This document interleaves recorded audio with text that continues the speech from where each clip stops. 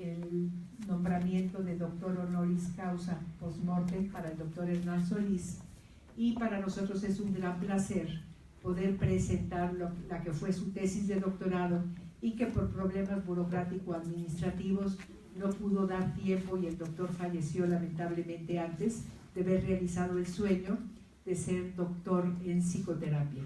Entonces, para nosotros como Centro de Estudios de Posgrado es un privilegio que estén ustedes aquí con nosotros, y también quiero presentar a las personas que están en el presidio.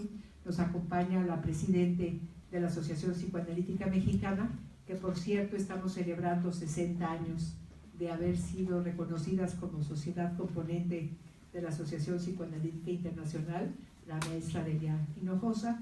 Nos acompaña también la maestra Dolores Montilla, que es nuestra tesorera de la asociación, el doctor Junípero Méndez, que es un visitante distinguido, presidente de la Asociación Regiomontana de Psicoanálisis de ARPAC, que nos hizo el favor de acompañarnos desde allá, el lejano Monterrey. Bienvenido, Junípero. Gracias. El doctor Juan Vives, que es un privilegio también porque él fue compañero de Hernán en la 7ª generación de psicoanálisis, que compartió también con los doctores Manuel Isaías López, el doctor Lauro Estrada y el doctor Leopoldo Chagoya.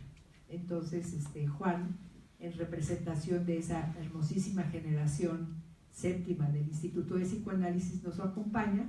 Y luego tengo a mi derecha a la doctora María Elena Hernández, que es la persona que editó el libro, que nos acompañó en todo el proceso complicado de transformar una tesis de doctorado en un libro, que además es un libro de texto magnífico para todos los estudiosos de la psicología, de la psicoterapia y del psicoanálisis.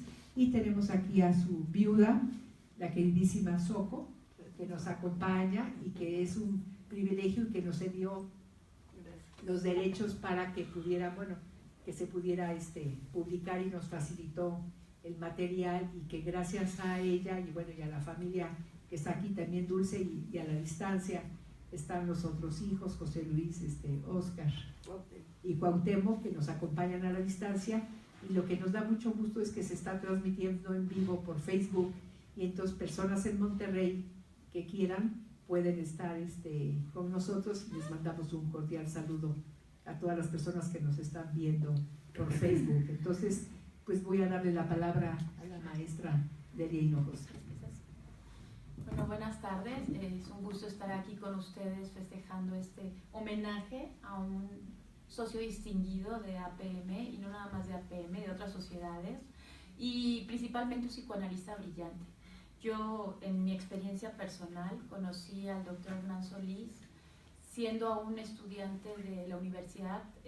Estudiaba la carrera de psicología y ya empezaba a ir a todos los congresos, y siempre me quedaba admirada de escucharlo. Era un hombre que yo no tenía el gusto de conocerlo personalmente, pero que sabía que todo el mundo lo seguía y que sus conferencias siempre tenían un éxito enorme.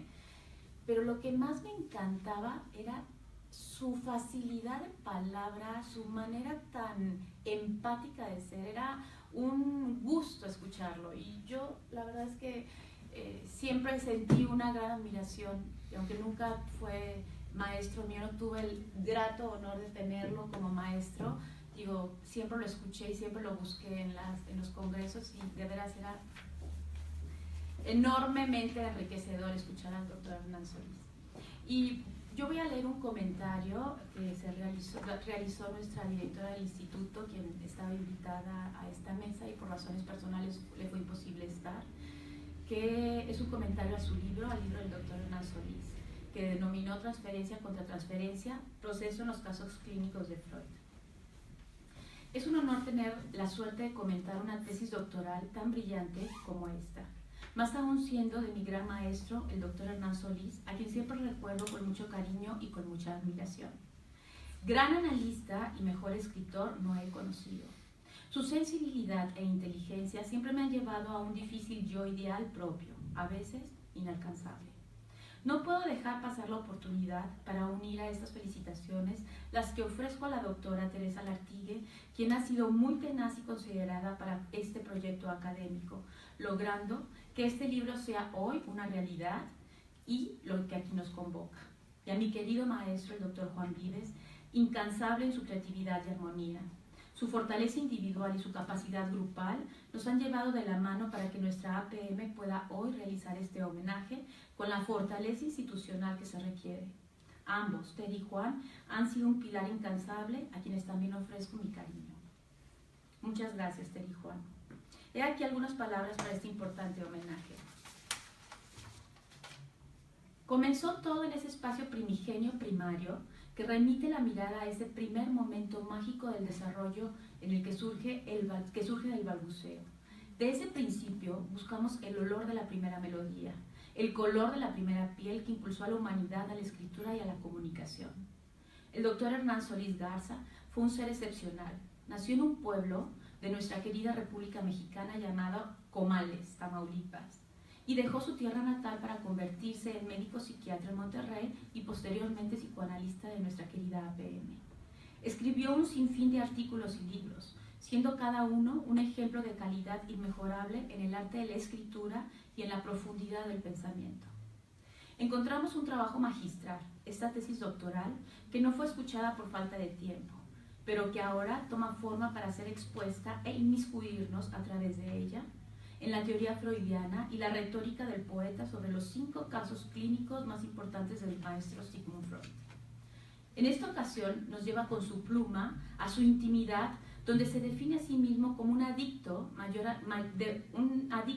a la nostalgia por la ausencia de Freud, y escribe: fue entonces cuando, estando ya solo, nada más me orientaron mis dioses íntimos, sí, aquellos tesauros que aún transmiten las enseñanzas de los 3 grandes maestros de la sospecha, Marx, Nietzsche y Freud. Continué escribiendo: me declaro responsable desde el freudiano aposento de mi primera persona. Ya Dupont, en el 2007, en su libro Ser psicoanalista, marca que la creatividad del analista incluye la posibilidad de ver su trabajo acabado en su totalidad. Hasta podría decirse que igual en su obra. Su creatividad radica en lo que de artístico tiene su técnica y de coherencia su teoría. Así como leo en las palabras del doctor Hernán Solís, considero que los psicoanalistas entretejemos y creamos con la escritura algo propio, de la técnica y de la teoría que nos acompañan en nuestro quehacer psicoanalítico. Otro cuestionamiento que plantea más adelante el doctor Solís en este magistral trabajo es el siguiente: ¿el psicoanálisis es el oro y la psicoterapia el cobre? La frase consagrada por la práctica clínica viene siendo la de amalgamar el oro puro del psicoanálisis a lo que el cobre a la psicoterapia. Este paradigma hace y da vida a nuestro quehacer cotidiano y al encuentro entre ambas fortalezas técnicas. Nadie se escapa de este evento.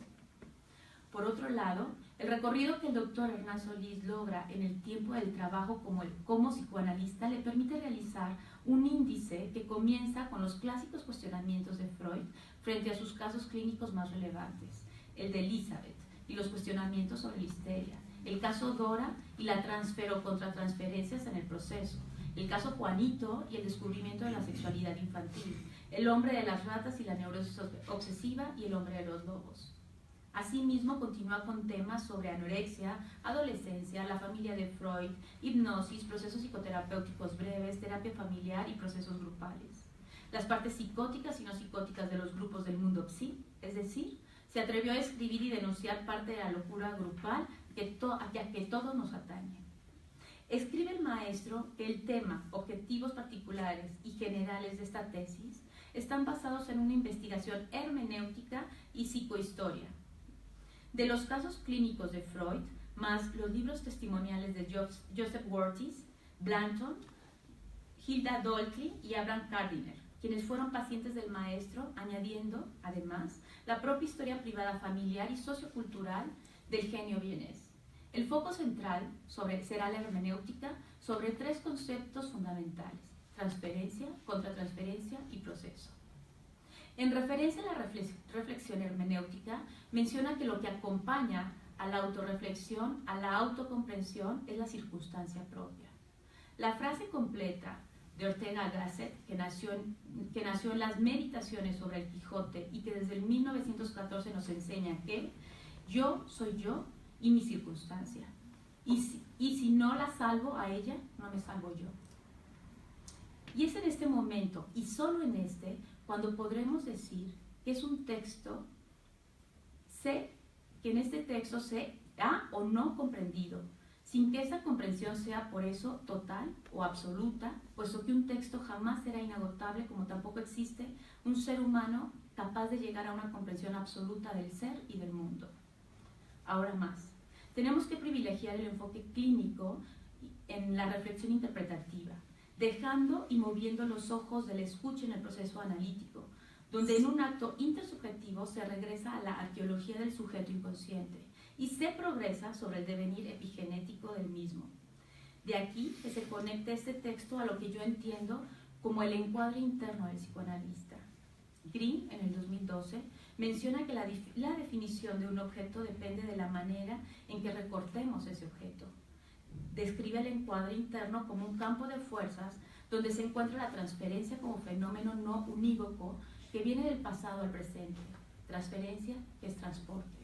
Transferencia sobre la palabra, transferencia sobre el objeto. Implica sostener las contradicciones entre lo presente y lo ausente. Para ir más allá, el doctor Solís genera un nuevo concepto, las transfero-contratransferencias. Para explicarlo, menciona a Willy Barringer, que mantuvo una posición paralela a la de Racker, cuando investigó el campo bipersonal creado por la transferencia del analizando y la contratransferencia del analista. Más adelante, el matrimonio Barringer delineó la circunstancia dialéctica intrapsíquica e interpersonal de la siguiente manera. La dinámica de la situación analítica depende tanto de la personalidad del analista, la técnica personal, los instrumentos y marco de referencia, como de la caracterología del paciente con sus conflictos y sus resistencias, ambos participantes en el mismo drama. Greenberg, Langer y Rodríguez son a la vez certeros al declarar que la historia del desarrollo de la contratransferencia como un instrumento es importante. Paula Heyman, en una abierta y valiente refutación, se enfrentó a su genial, aunque impositiva analista Melanie Klein, demostrando que la situación analítica no podía ser de una sola vía, transferencial. Mi impresión, escribió convencida, es que no se ha puesto suficiente énfasis sobre el hecho de que es una relación entre dos personas. Lo anotamos antes. Si bien Freud fue el pionero en el estudio del binomio transferencia contra transferencia, y mucho de ello se lo debe a Berta Pappenheim e Hilda Bauer.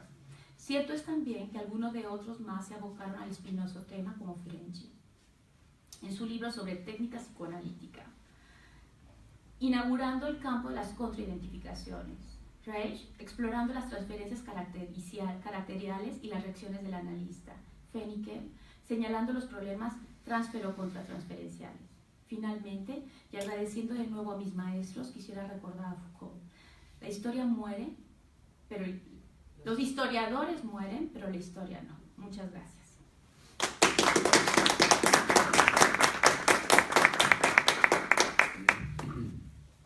Muchísimas gracias, Delia, por estas palabras.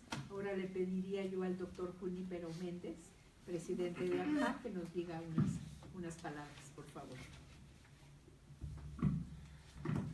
Yo diría entre 4 cuartillas y nada más. Así nos instruyó. Muchas gracias a la APM por la invitación a este importante evento. Y en verdad sí agradezco mucho el privilegio de participar en este homenaje. Un comentario puede ser la forma más usual de comunicar pensamientos. Sin embargo, cuando se trata de una persona tan importante como el maestro Hernán Solís, comentar se dificulta porque resulta casi imposible seleccionar algunos aspectos o momentos de su vida y de su obra. Ocurre de este modo con él en particular porque la riqueza de su producción intelectual, literaria y cultural en general, así como su actividad clínica y docente, la trayectoria pionera institucional, el magnetismo de su personalidad, en fin, toda la caleidoscópica multiplicidad de facetas de esta vida prolífica y ejemplar hacen un efecto de cuello de botella a los intentos de glosarlo. De tal modo que, siendo consciente de lo imposible de la tarea, yo renuncio desde ahora a todo intento de síntesis o de semblanza de su vida para, ya liberado, poder sumergirme en un ejercicio personal, íntimo, en el fondo de mis recuerdos y evocarlo décadas atrás, desde mi silla de lona plegable, como su analizando de grupo en su consultorio de San Jerónimo, luego como su alumno de seminarios de psicoanálisis en las aulas de RAPAC, y como breve y frecuente interlocutor de pasillos durante eventos y congresos, para finalmente emerger con una visión personal y entrañable que ahora les comparto. Andando la carreta se acomodan las calabazas. Ha sido José Luis Garza Elizondo, psicoanalista relacional, quien al parafrasear jocosamente a Hernán me ha traído redivivo el tono de su voz grave y solemne, con una cierta impostación que por tan natural resonaba aterciopelada, y en la cual hasta los refranes populares sonaban a versos. En esos refranes se escuchaban ecos de Pedro Páramo en un llano en llamas, en este caso desplazado hacia las vastas soledades del noreste mexicano. Y escuchando hablar a Hernán con su ritmo pausado, la carreta avanzaba y daba tumbos, pues unas cuantas palabras más adelante se entraba con Hernán en la serranía multiforme de un vocabulario psicoanalítico altamente técnico, elegantemente seleccionado, que fluía en una prosa donde los términos parecían moverse con vida propia para articularse en un sistema de pensamiento que aspiraba a abarcarlo todo. Y allá, en los linderos del psicoanálisis con la filosofía y con la literatura, donde la palabra ya creada exhibía su hueco y la teoría sus lagunas, ahí mismo se erigía el arte del Hernán recreador de términos: androceo, gineceo, ginecofilia, himeneo, fantoseo, machocentrismo, ganancias terciarias y cuaternarias, para contratransferencia, etc. Palabras hechas suyas a fuerza de uso reiterativo y singular de connotación personal. La polaridad entre citas coloquiales y refinamiento lingüístico no era un artificio discursivo para hacerse ameno o llamativo. Yo tardé años en captarlo. La lectura del proyecto de tesis doctoral que revisamos con él durante los últimos seminarios que lo tuvimos en ARPAC me fue develando el misterio.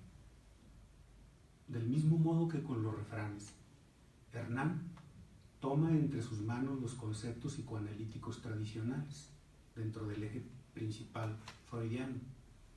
Pero, un momento, pongamos atención a que los toma solo en principio, pues una vez delimitados histórica y semánticamente, los va desarrollando, y en ese proceso de su desarrollo, imperceptiblemente los va recreando, y como resultado de esta recreación y de su aplicación a la luz de las psicologías contemporáneas, resulta que al final, tanto los conceptos como la teoría que los engarza terminan siendo ya otra cosa distinta que la que se hubiera desprendido de la de lectura tradicional del texto freudiano. La creación será algo más que sus partes componentes, ya no será una afirmación de la substancia original, será imperceptible y temerariamente su negación. Las calabazas han devenido en sandías. Si repasáramos a vuelo de pájaro cualquiera de los análisis que hace de los historiales clínicos de Freud, veríamos que en la introducción Hernán escudriña, como desde un promontorio, el horizonte remoto de 20 siglos de historia hasta la Grecia antigua, en donde encuentra la simiente de un método que habrá de eclosionar en la Viena de fin de siglo, en un joven que lo pone en experimentación y en práctica con un grupo de pacientes en que predominan las mujeres, para Hernán, las eternas promotoras del cambio, Será porque en su naturaleza Hernán advierte, Freud mediante, tener una sola interrogante, un enigma. ¿Qué es lo que la mujer quiere? Enseguida, la narrativa de las circunstancias anecdóticas de los personajes entramados con cada caso nos suspende en una realidad de varios planos que son diacrónicos en la historia, pero sincrónicos en el texto. Así, mientras se desarrolla el proceso transfero contratransferencial en el consultorio de Vergase 19, la pléyade de filósofos griegos susurran al oído del aprendiz de brujo psicoanalítico los senderos de la cura. Y desde esta escena mental en que luchan historia inconsciente y avatares del psicoanalista en ciernes, se gestan los conceptos y se proyecta una discusión hacia el futuro y en lo que sigue. Cada herramienta técnica obtenida de cada historial se discute en los giros de una danza con la literatura, la cinematografía y la representación teatral de la época, de la que al tiempo comentan, como si conversaran fumando puro en la antesala. Ya no acierto a imaginar si del consultorio de Freud o del consultorio de Hernán, eminentes y pioneros psicoanalistas, así como los escritores y novelistas desde los de 1900 hasta los actuales. Y he aquí que en este diálogo o triálogo o decálogo los conceptos psicoanalíticos van sufriendo un estiramiento hasta hacer posible su aplicación no solo al caso del individuo en el diván, sino en los campos de la terapia de pareja, de familia, de grupo, en el entendimiento de las instituciones sociales y en los procesos históricos de sociedades enteras. Lo inconsciente individual ha pulsado en volutas que, abarcando esferas mayores del universo humano, ha vuelto, al final de cada ensayo, a contraerse sobre el hecho individual. Un médico, su paciente, el proceso de vida del médico con sus crisis vitales, el proceso de vida del paciente con sus síntomas, el tic-tac del proceso, el silencio del estudio, y afuera, en la exterioridad del tiempo y de la geografía, los murmullos incesantes de críticos abyectos y de apologistas entusiastas e ingenuos. Descripción, desarrollo, recreación, expansión, negación, vuelta de la descripción. ¡Qué proceso sin fin! No podríamos señalar en Hernán un pensamiento que se haya alejado de los principios psicoanalíticos. Podemos pensar, en cambio, que ha sido tradicional y revolucionario, conservador y liberal, ortodoxo y ceñido a la técnica, pero libre en la elaboración del material. En fin, esta dualidad con la que su lectura nos desconcierta y cautiva. Al preguntar al maestro por su escuela o filiación, nos contesta con esa mirada afable y una sonrisa maliciosa. Simple hermenéutica. Para él era la respuesta suficiente. Pero nosotros, anhelosos de etiquetas que nos guíen, ¿cómo podríamos caracterizar a un pensamiento proteiforme que todo lo abarca y que todo lo disuelve para volver a crearlo? Tendríamos que buscar en la historia de la cultura para encontrar un paralelo. Y ese viaje en el tiempo quizá nos ubique a Hernán en el tipo mental del genio del Renacimiento. El hombre que desempolva entre los escombros los restos intactos de la cultura grecorromana clásica y los aplica a estrujar los materiales estáticos de un medioevo intelectual para dar lugar a un estallido de formas nuevas en otras disciplinas de la cultura, en las cuales ya apenas olemos el origen antiguo. Pero siguiendo este camino, muy pronto llegaríamos a una imagen idealizada, a la deificación de su persona, y la admiración masiva, sin el esfuerzo de penetración psicológica, es también una forma de injusticia, en la cual ganamos al héroe y perdemos al ser humano. ¿Y cuál sería el matiz, la sombra que diera relieve humano a ese rostro que de otro modo se nos muestra transfigurado por la luz del recuerdo y por la nostalgia? Pues no necesitamos escarbar mucho. Al poco nos acude de inmediato una firme ideología de izquierda en la que excluye de sus simpatías otros modos de pensamiento y de conducta. Me acaba de enriquecer David Nelson la frase, un latiguillo de plazuela. esta postura ante la vida, en la cual cultiva en cada ámbito la empatía con el que sufre, con el que de alguna forma se encuentra en desventaja contra las fuerzas del poder, ya sea el poder familiar, o social, o político, o ideológico, o epistemológico, un disgusto con el establishment autoritario en cualquier esfera del quehacer humano. No en vano su personaje favorito es Don Quijote de la Mancha, pero mucho menos ingenuo que aquel. A Hernán sí se le da natural, como un fruto ácido, la crítica inteligente de toda impostura que esconda ignorancia o prejuicio. Rolando de León, un eminente psicoanalista cuyos ancestros resultan coterráneos de Hernán por tener su origen dentro del Triángulo de León, que abarca Comales, y prologuista de algunos de sus libros, me comenta que el plan social del cardenismo entre el 34 y el 40 del siglo pasado en el gobierno de nuestro país permitió que sus hermanas estudiaran en la normal rural y que este progreso económico familiar tal vez permitió que Hernán estudiara medicina. Discutimos aquella noche si acaso aquella simiente ideológica y la gratitud de esa política serían el germen de su perpetua actitud intelectual revolucionaria, en la cual, de la misma forma que cuestiona sistemático al Estado autoritario, así también toma la corriente principal del psicoanálisis, la roca dura, la roca madre, los historiales freudianos, para sutilmente, al recrearlos y transformarlos, cuestionarlos. Muy bien, ojalá que todos los cuestionamientos teóricos fueran tan estéticos y fecundos, pero hay aquí una cuestión ineludible, que mientras más ejerce esta actitud revolucionaria, más se ubica en la aristocracia del pensamiento. Una anécdota puede esclarecer este punto tan difícil en mi comentario.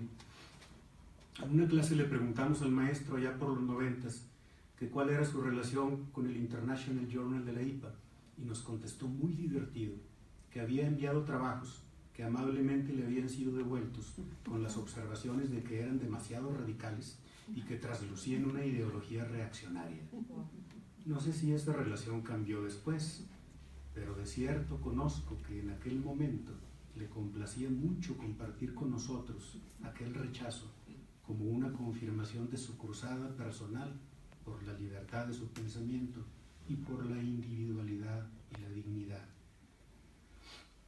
Con breves pinceladas sentimentales me permito bocetar lo que yo resoné como diapasón de una música profunda, la música de las materias primas internas en cuya ebullición se va desecando en la superficie la contextura de un pensamiento que a fuerza de complejidades y contrastes se resiste a ser definido, totalizado, resumido.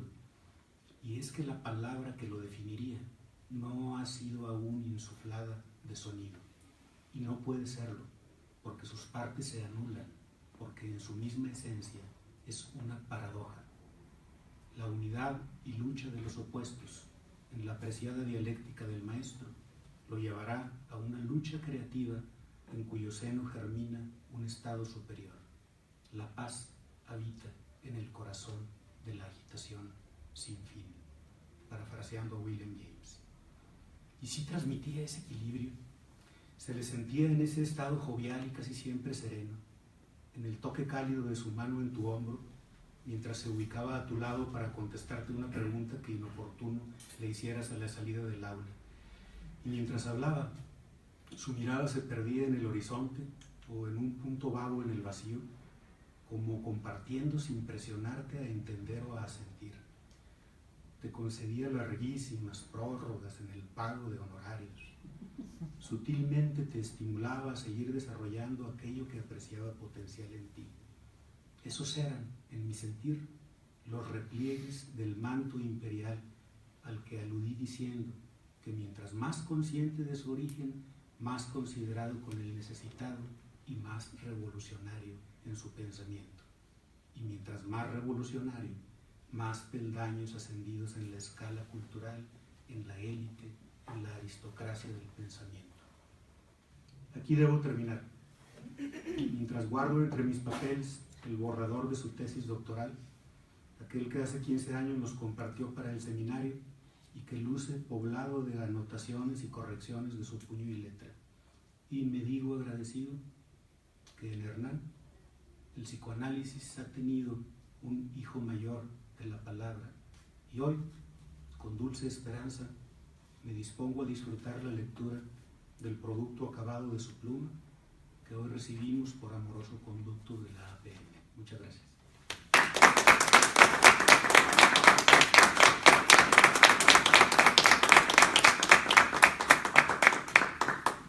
Muchísimas gracias, Junípero, por estas hermosas palabras. Se ve que la transmisión hizo de ti también no solo discípulo, sino un poeta y un escritor.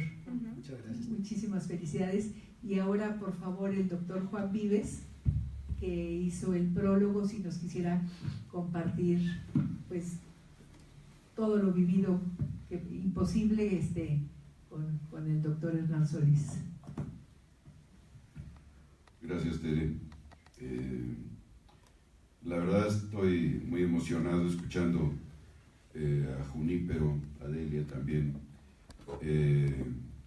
Escuchándolos, estaba inevitablemente rememorando a Hernán Solís, a una serie de anécdotas, a su forma de ser, a su forma de hablar, a sus conceptos, a su radicalidad como pensador, como ideólogo.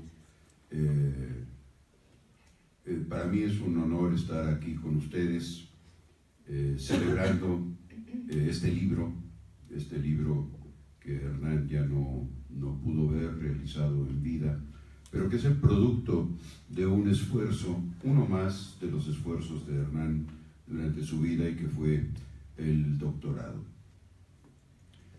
Este libro es una especie de resumen, y podemos ver las características de lo que fue Hernán Solís. Un hombre enormemente estudioso, erudito como pocos, y en este libro lo podemos comprobar si vemos, tiene 37 páginas de bibliografía. Este era un problema para los que editábamos los trabajos de Hernán, que un trabajo de 8 páginas tenía a veces 15 de bibliografía. ¿Por qué? Porque su erudición era enorme, y cuando abordaba un tema, de veras daba la impresión de que agotaba la bibliografía existente sobre el tema, y era un hombre con una capacidad de síntesis enorme, brutal. Tan es así que, habiendo leído toda la bibliografía cuando se disponía a escribir un artículo, después era capaz de sintetizar en a veces pocas páginas todo aquello que él había recogido en su estudio y que exponía con una gran erudición y con ese estilo muy particular que tenía Hernán, irónico, sarcástico, muy erudito, pero zumbón también, con un sentido del humor muy, muy especial. Para mí es un honor porque compartimos, Hernán y yo, estudios aquí en la APM hace ya muchos años. Pertenecimos a la 7ª generación. Acabamos de recibir a la generación 43, nomás para que se den idea de cuánto tiempo ha llovido desde entonces. Esta 7ª generación fue una generación particular, obviamente tengo que decir particular porque es la mía también, ¿no? No, pero fue particular porque soplaban vientos bastante tormentosos dentro del APM. Ahí estábamos, todos ya habíamos sido aceptados, estábamos en nuestro análisis didáctico y siempre preguntábamos, oye, ¿cuándo van a ser los seminarios? ¿Y cuándo van a ser los seminarios? Total, algunos tardamos 3, otros 4 años en análisis antes de entrar a los seminarios. Y lo que pasa es que los de arriba tenían una pelea a muerte que culminó finalmente en una decisión que fue muy dolorosa en su momento. Esta generación, la 7ª, éramos 7 miembros originalmente, ¿sí? Y ocurrió que entramos todos a la formación, y al final del primer semestre se fueron 2, nos quedamos 5. Nadie nos explicaba qué pasaba, y al segundo semestre, apenas iniciado el segundo semestre, se fueron otros 2. Entonces nos quedamos, Lauro Estrada, Hernán Solís y yo mirándonos la cara como idiotas, diciendo qué está pasando aquí, y con una sensación de desastre y de derrumbe total. Total, continuamos algún tiempo nosotros 3, después vino a sumarse con nosotros Leopoldo Chagoya, que venía del Canadá y de una orientación sobre todo de terapia familiar, y después complementó la generación Manuel Isellas López, que venía de Filadelfia, que se unió a la séptima, y total finalizamos 5 analistas en aquella generación.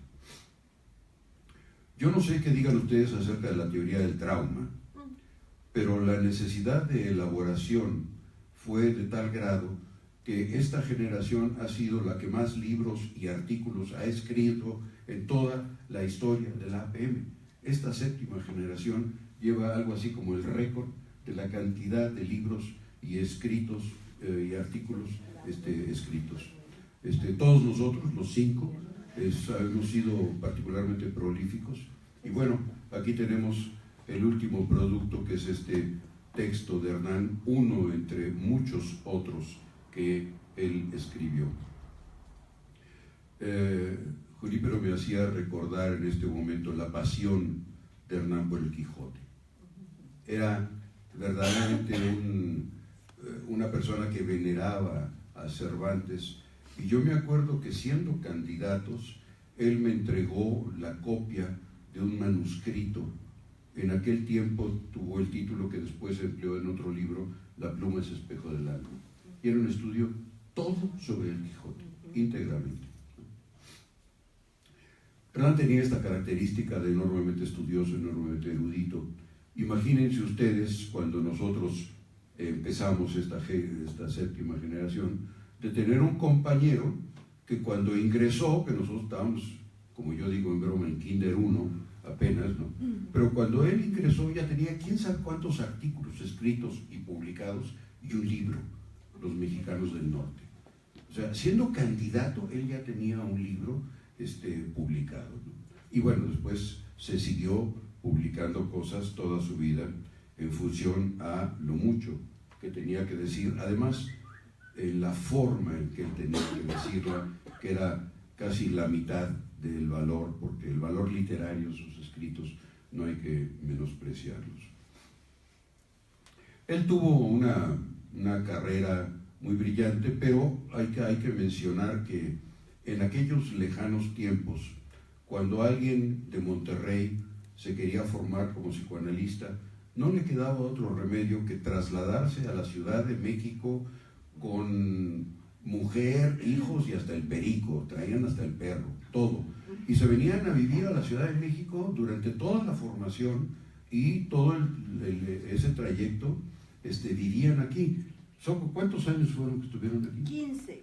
Fueron 15 años los que Hernán estuvo aquí. Imagínense ustedes el esfuerzo que representa formarse como psicoanalista en estas condiciones.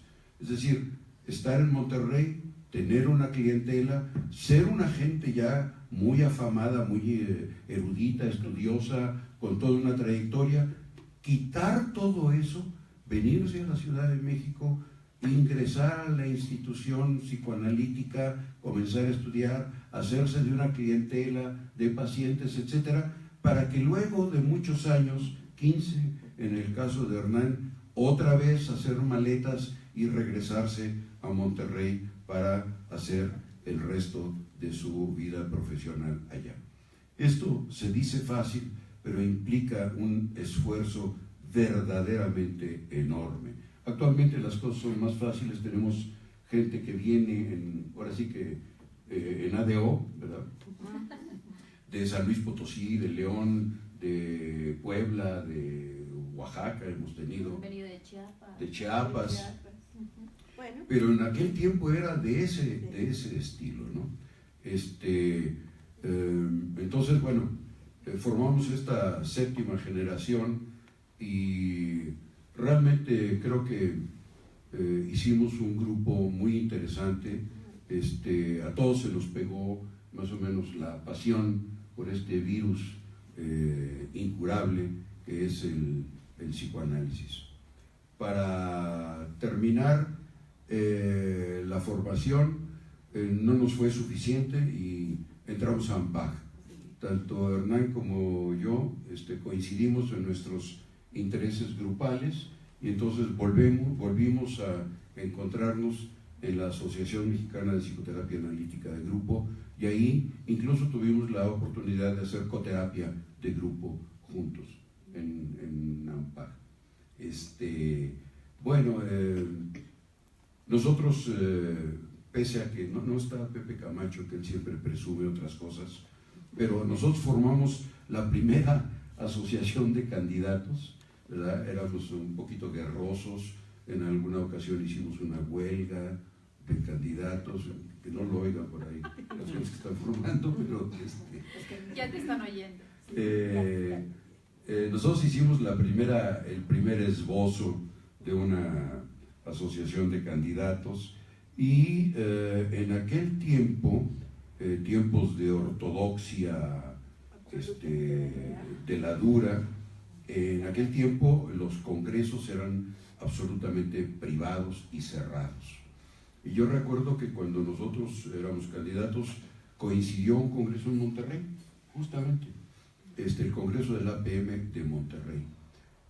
Y nosotros dimos tal guerra siendo candidatos que no tuvieron más remedio que aceptarnos con nuestros trabajos, y presentamos trabajos en el Congreso de Monterrey. Eso quiere decir que sí, esta generación con Hernán como decano, porque era el mayor de todos nosotros, fue una generación que empujó mucho y que tuvimos esa pasión por el psicoanálisis.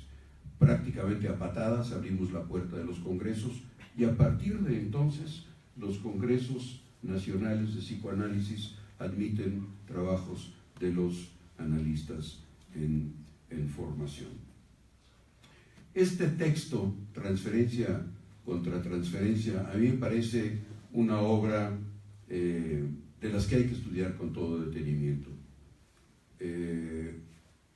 Casualmente, en este semestre en el instituto me tocó el seminario de técnica que se llama Transferencia contra Transferencia, y tengo el gusto de comunicarles que este texto de inmediato formó parte de nuestra bibliografía, y antes que nada vamos a estudiar los casos clínicos de Freud desde el texto de Hernán para ver los aspectos transferenciales y contratransferenciales que Hernán, como ya se dijo, estudió desde 1895, que es cuando se publicaron los estudios sobre la histeria, hasta prácticamente el momento en que hizo el libro en 2010. Es una suerte de viaje a través de todos los autores que han estudiado, repetido y contribuido al estudio de todas estas personas que fueron las que le enseñaron a Sigmund Freud el camino del psicoanálisis. Entonces, este texto sí me parece fundamental para eso. Obviamente no solamente tiene los casos de estudios sobre la histeria, también el caso de Dora, que es, yo siempre digo, Dora es el mejor de los fracasos de Freud, dado que ha sido el más fructífero para entender el problema de la transferencia y sobre todo de la contratransferencia, cuando Freud manda al cuerno a Dora y no la admite más.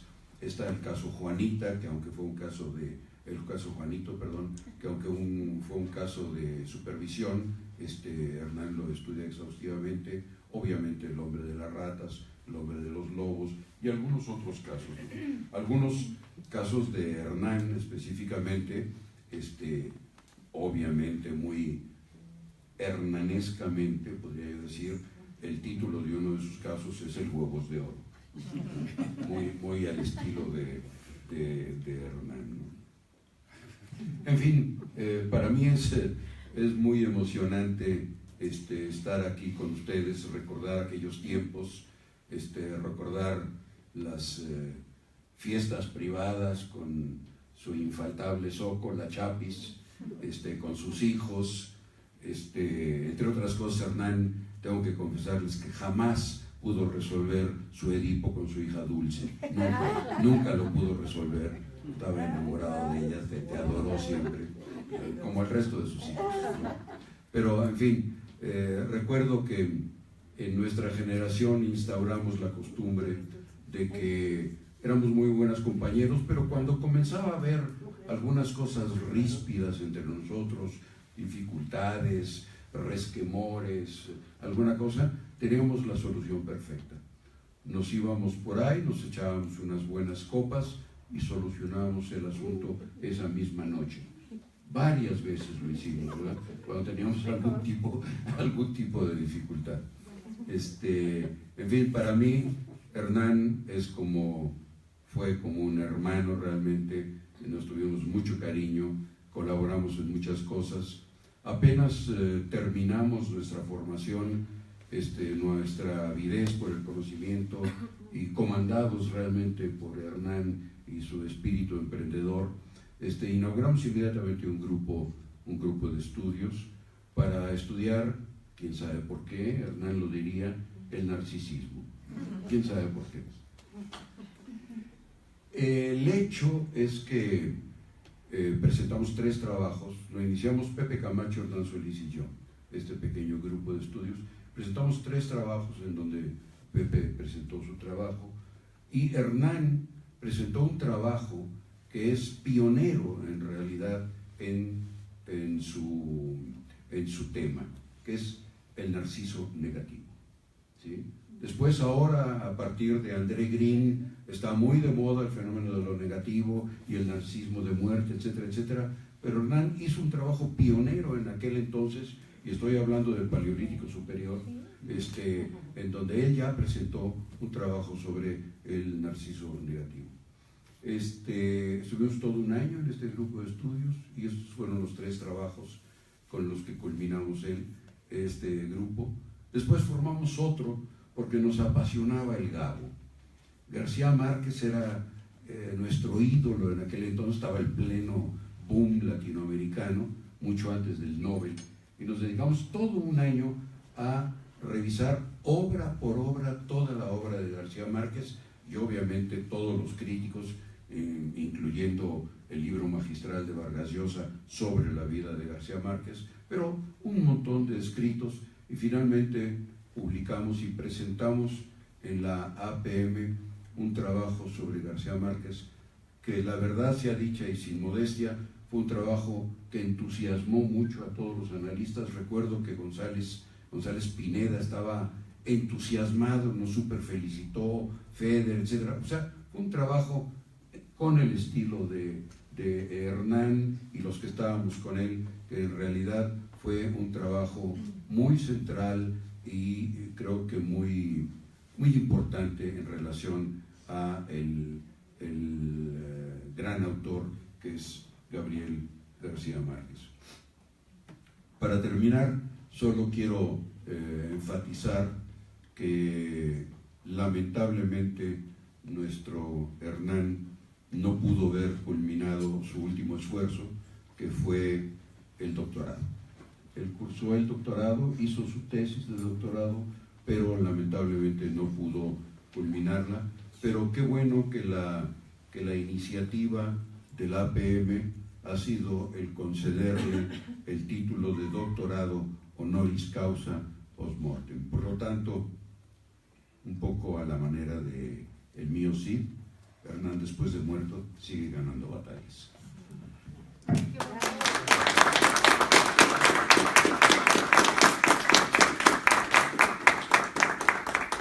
Muchísimas gracias, Juan, por estas emotivas palabras y anécdotas, recuerdos de pues todos años de convivencia y que pues, yo también tuve el privilegio de compartir, y que nada más era, cada vez que Hernán iba a dar un trabajo aquí en este auditorio, se llenaba automáticamente porque era un privilegio escucharlo. Además, sus conversaciones de realista y fantaseo eran, bueno, de época, donde entrevistaba a Melanie Klein, o sea, ya toda una serie de psicoanalistas.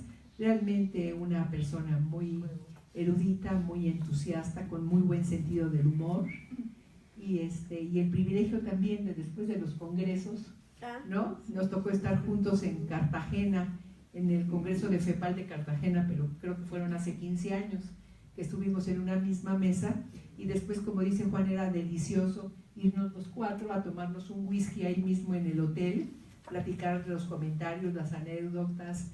Realmente todo un privilegio el haber podido ser su amiga, su alumna, y poder compartir con Soco y con su familia. Y ahora pues queremos darle la palabra a la doctora María Elena Hernández, que tuvo la paciencia extraordinaria, y que les cuente un poco del libro, porque mire que nos llevó trabajo y tiempo. María Elena. Muchas gracias, mucho gusto en estar aquí con ustedes. De verdad, para mí es un privilegio. Saludo a mis compañeros aquí en el presidium y de verdad les expreso que estoy emocionada con las palabras, con esa admiración y esa gratitud que le tienen al doctor Hernán, y a ustedes por estar aquí también en este importante momento en el que a mí no me toca más que agradecer, felicitar a la APM por este generosísimo homenaje a tan ilustre personaje, el doctor Hernán Solís, agradecer a su familia, a su esposa, a su linda esposa, y a su hijo José Luis, con quien estuve intercambiando cientos de correos. Correos iban, correos venían, con copias a Tere, con copias a Juan. Todo este acompañamiento solidario, familiar, este acompañamiento que habla de las horas compartidas al lado de él, tocándole el hombro, mientras él producía este conocimiento. Y digo producir porque el conocimiento como académicos, cuando se produce, tiene el objetivo de trascender. Y el libro del doctor Hernán está trascendiendo ya en nosotros, de muchas maneras. Aquí en este espacio académico, como académicos sabemos que estamos comprometidos con trascender a través del conocimiento y de la cultura que generamos. Y eso es lo que hizo el doctor Hernán. Y bueno, no me queda más que darle las gracias también a Tere, especialmente al doctor Juan, por todos estos correos tan fecundos también, que me transformaron, me metieron en el tema, yo como editora, que sí, aunque no soy psicoanalista, sé de psicoanálisis, y puedo decirles que agradezco a la vida que existan ustedes, los psicoanalistas, que existan estos espacios. En lo personal puedo decir que mi vida es antes y después de mi psicoanálisis. Y también pues aprovechar que mi psicoanalista está aquí presente y que sabe que mi vida es antes y después de haber estado con él 5 años en psicoanálisis. De verdad, qué bueno que existan. Me siento privilegiada de haber sido elegida como casa editorial. Puedo decirles que el libro está a disposición y al alcance del mundo entero a través de Amazon y de sus canales afiliados, y que con todo lo dicho aquí y con todas las palabras que están en el propio libro, este libro va a fecundar muchas parcelas, va a trascender en muchas personas, en muchas almas. Muchas gracias por esta oportunidad.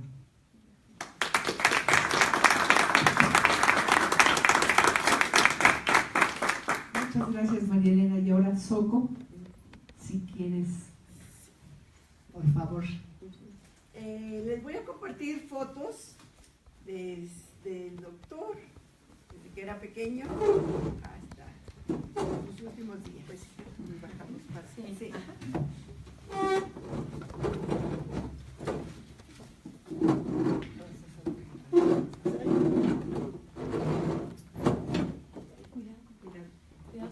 Cuidado con el mantel. Gracias. Bueno, esta es la foto cuando tenía como unos 4 o 5 años, en su natal Comales, Tamaulipas. Este era en la secundaria, muy guapetón, vestido de soldadito. Esta es su credencial de la Facultad de Medicina, médico cirujano y partero. En año escolar 50-51, bueno, esta se coló es después, pero es su cédula de la Secretaría de Educación Pública.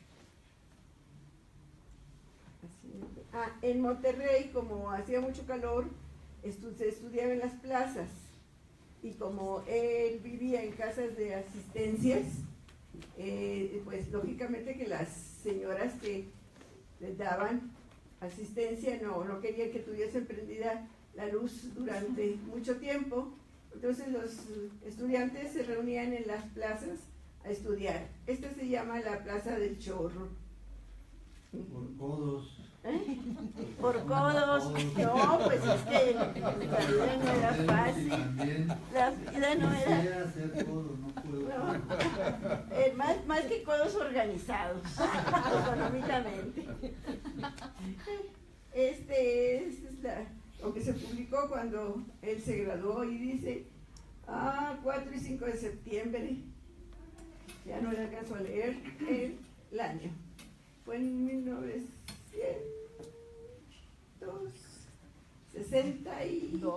58. Esto es en el Resurrection Hospital en Chicago, Illinois. En su edad debe tener unos 25 años. Esto es un congreso didáctico, criterios y selecciones de candidatos. ¿Quiénes y por qué? Esto es en Lima, Perú. Este también es otro congreso en Río de Janeiro. Sí. Con su pelo blanco. Empezó a tener el pelo blanco a los 26 años. Aquí está con la doctora. Sí, en un congreso. Cartagena. En Cartagena, del que hablaba hace rato Tere. Esto es en Veracruz. El presidente municipal de Ciudadano distinguido. Sí, ciudadano distinguido. Bueno, los narcisos han llevado al país a la crisis en la que hoy se encuentra. Esto fue un congreso el sábado 30 de 1900 y tantos. El doctor Garza Guerrero, César, y el doctor Salinas Fernández, José Luis y Hernán.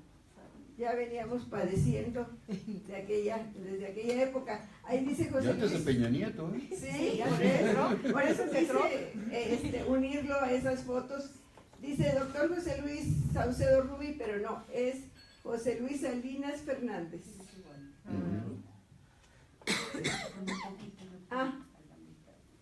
El día de nuestra boda y nuestros 4 hijos, que ahorita son señores. Esto es de la Biblioteca Universitaria Raúl Rengel Frías. Hernán donó toda su biblioteca a la Biblioteca Universitaria Raúl Rengel Frías. Tiene ahí un espacio muy importante. Hicieron una recreación de su consultorio y luce muy bien. Es un orgullo para nosotros, los Solís Olivares. Realmente, como es un orgullo él, por supuesto. ¿Y ya? Muy bien. Aprovecho para agradecer a todos y cada una de las personas que hicieron posible este acto, en especial a mis amigos, hermanos Tere y Juan. Estoy muy emocionada y conmovida con todo esto, y por supuesto a la doctora, a las doctoras que participaron y a la asociación. Muchísimas gracias. Me ganó el centenario. Pues, miren, de una vez. Sí, David, ahorita si quieres te doy la palabra, pero quisiera yo, en entregarle a Soco y a su hija este diploma que otorga el Centro de Estudios de Posgrado del doctorado honoris causa para la asociación. Es un placer el que sea, aunque tardíamente, podamos entregarle este reconocimiento, porque un doctor es el motor de él mismo y de 10 más. En el caso de Hernán fue de decenas de personas que han estado continuando con su tarea, con su labor y con la pasión por el psicoanálisis que siempre le caracterizó. Entonces, la asociación y el Centro de Estudios de Posgrado les entrega este diploma con muchísimo orgullo y gratitud al mismo tiempo. Muchísimas gracias.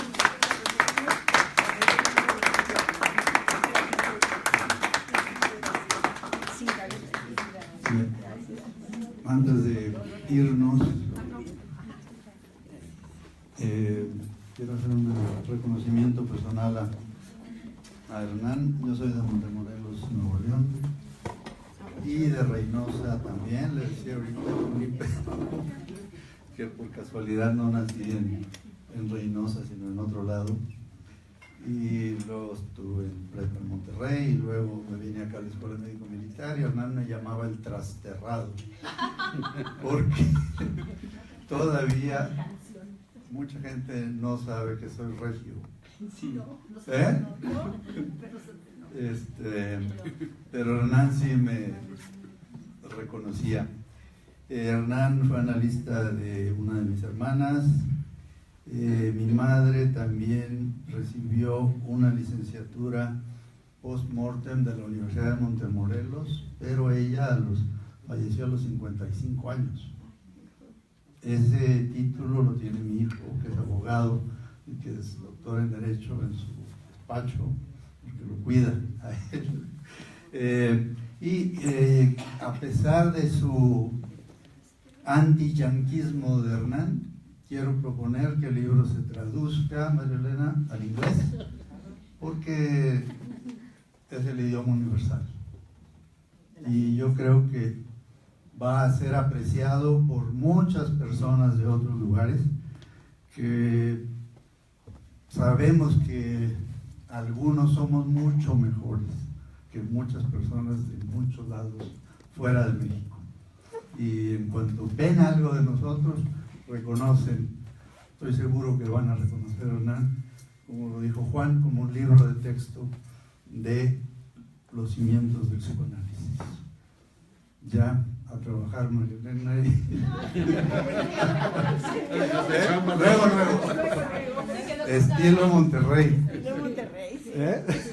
Muchas gracias.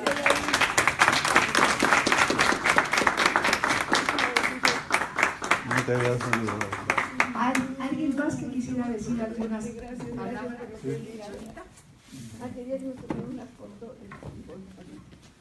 Yo también en nombre de la asociación quiero agradecer a todos los que estamos aquí y decirle a Tere que es un honor que me haya invitado a estar en esta mesa, porque yo también conocí al doctor cuando tenía 23 años, que entré a trabajar al Instituto Nacional de Nutrición y que mi jefe era de la asociación, y muchos de los psicoanalistas que trabajaban ahí eran de esta asociación, y estaba también Enrique Núñez trabajando ahí, que era de Monterrey, que es de Monterrey, y por él pude yo conocerlo y disfrutar de su conocimiento, disfrutar del Quijote, que para mí también es mi consentido, y por supuesto disfrutar de su lenguaje, que para mí me embelezaba, porque era un placer escucharlo. Así que estar aquí hoy en este homenaje es algo muy, muy, muy grato, y felicidades. Gracias. Yo quiero devolverle a Hernán la autoría de una frase que se ha hecho popular entre los psicoanalistas, pero que es original, de Hernán Solís Garza. Y la frase es: no hay nada más triste que una histérica fea y un narciso pendejo.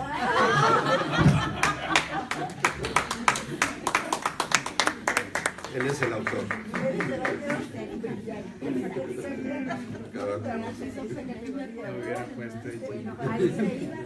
Antes de dar por concluido, ¿alguien quisiera decir algunas palabras?